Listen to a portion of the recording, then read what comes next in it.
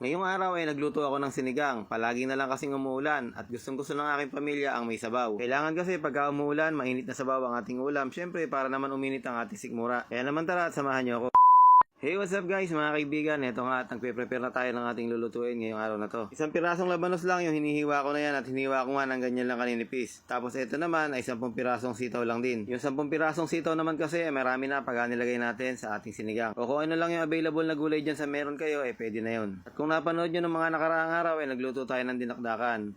Ito pala yung dila ng baboy na nasa masira ng baboy. Hindi ko siya isinama pero nilaga ko lang din siya. At ngayon nga ay naisipan kong idagdag dito sa ating lulutuin ngayon. Siyempre nga kailangan tayong maging praktikal. Kaya naman ito nga at ilalagay na nga natin kung ano yung meron tayo sa freezer. Malaking bagay din yung mapagsama-sama natin yung mga kakonti at nagiging marami nga. Kaya naman minsan pagka alam kong sosobra sa aming pamilya ay tinatabi ko na lang muna sa rep. Dahil darating nga yung oras na mangangailangan ka at may mabubunot ka sa inyong rep. Pagka binuksan mo, makikita mo pa, wow, meron pala akong natirang ganito dito. Eh di malaking bagay nga, di ba? At ayan nga, nag-iwa na rin tayo ng kamatis at saka itong mga maliliit na sibuyas. Ito na lang kasi yung natitira kong mga stock ng sibuyas at naubos na nga yung iba pa. Masarap din naman yan kahit ganyan kaliliit, mas mainam pa nga yan at malasa. Gagamit din pala tayo dito ng gabi at saka ng kangkong. Hindi ko na nga lang naipakita sa inyo kanina. Gisahin lang muna natin itong ating mga sibuyas.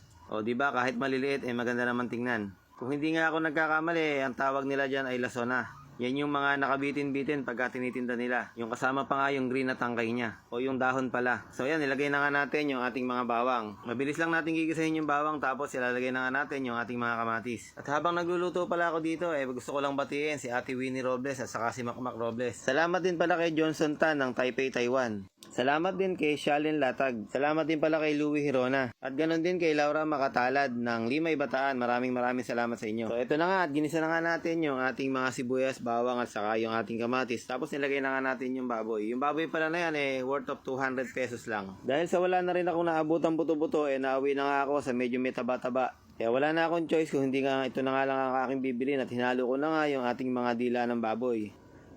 Napalambot ko na rin yung dila ng baboy kaya nga ito at sinama ko na nga lang dito sa ating ginigisa. Mas okay kung medyo pagtatagalin natin yung ating pagigisa dito para nga maglasa talaga yung mga kamatis, sibuyas sa bawang. Tapos lalagyan natin ng konting patis. Mga 2 o 3 kutsarang patis lang muna para nga lumasa na agad dito sa mga karne. Kailangan kasi mapakapit na natin dito yung lasa para nga mamaya pag sinabawan natin okay na yung lasa niya. Hindi pala tayo gagamit ng paminta rito. Mas okay sa akin kapag walang paminta ang sinigang. Pero kung gusto nyo naman, okay lang. Okay lang naman lagyan. Wala namang masama. At para nga ma-achieve natin yung malapot na sabaw ng ating sinigang, lalagay na nga natin dito yung mga gabi. Kasi nga, kailangan pag lumambot yung gabi, lumambot yung baboy, sabay-sabay sila para nga lumapot yung sabaw. After ng mga 30 minutes sa pagpapakulo, chinek ko na nga yung gabi. Kung mapapansin mo, nadurog na nga ng ating tinidor. Nangangahulugan na malambot na rin yung ating karne ng baboy. Pero hindi natin dudurugin lahat ng gabi para nga meron tayong makain mamaya pag hinain na natin. At nilagay na nga rin natin yung mga labanos at saka yung mga sitaw. Isama na nga rin pala natin yung mga siling haba. Para pag lumambot yung mga sitaw at labanos natin, kasabay na silang lalambot. Bali nagdagdag pa pala ako ng konting sabaw kasi parang nabibitinan ako sa sabaw. Tapos instant pansigang na lang ang ginamit kong pampaasim dito. Bali ang flavor pala nito ay sinigang sa miso. Ganito lang ang itsura ng packaging niya. Alam nyo naman siguro kung sino pa ang gumawa ng produkto na to. Pero kung pagbibigyan niya tayo baka naman. At para nga makompleto natin yung alat ng ating sinigang dinagdagan ko pa ito ng patis. At ngayon naman ilalagay na nga natin yung mga kangkong. Dahil sa malambot naman na lahat ng gulay, nilagay ko na nga yung pampaasim. Kahuli-hulihan nga natin nilalagay yung kangkong. O diba nakita mo naman, aakitin ka talaga pag ganito ang ulam at pag malakas yung ulan tapos sasabihin mo, kakain na! Nako, dali-dali pa silang nagtatakbuhan kasi nga ang sarap-sarap ng ulam. O diba nga, pag nag-request yung pamilya natin, hindi natin hinahayaan na hindi man lang natin mag-rant yung kanilang mga wish na ulam. At kung naririnig nyo nga sa aking background, ang lakas-lakas ng ulan habang nagbo-voice over ako. Kaya naman ito na, at tatakamin ko muna kayo. Uunahin ko na munang kainin yung taba. Pero wag kayong mag-alala, minsan-minsan lang to at hindi naman araw-araw.